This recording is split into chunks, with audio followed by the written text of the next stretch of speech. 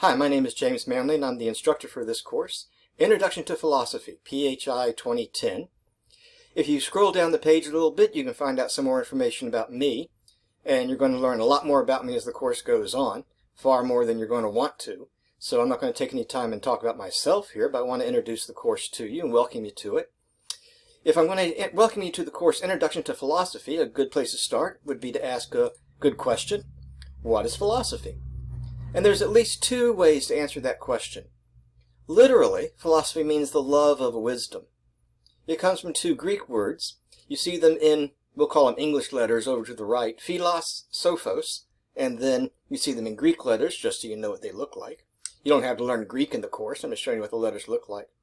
Philos means love. Sophos means wisdom. Philosophy literally means the love of wisdom. But the real answer, at least the way I see it, is that philosophy means asking big questions. And we get to some pretty quickly in the course. Within a few pages of starting to read Sophie's World this week, we run into two big questions. Who are you? Where does the world come from? I noticed that the question isn't where did the world come from, but where does the world come from? That's a different question. It's an interesting question.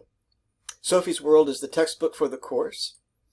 Here I'm showing you a picture of it, written by a Norwegian author, Jostein Gaarder, and is translated into English for us, fortunately. Sophie's World, a novel of the history of philosophy.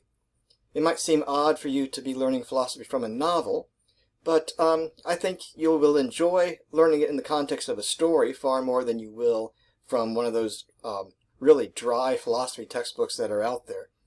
I think a lot of our lives are embedded in story, and I think we communicate a lot in story.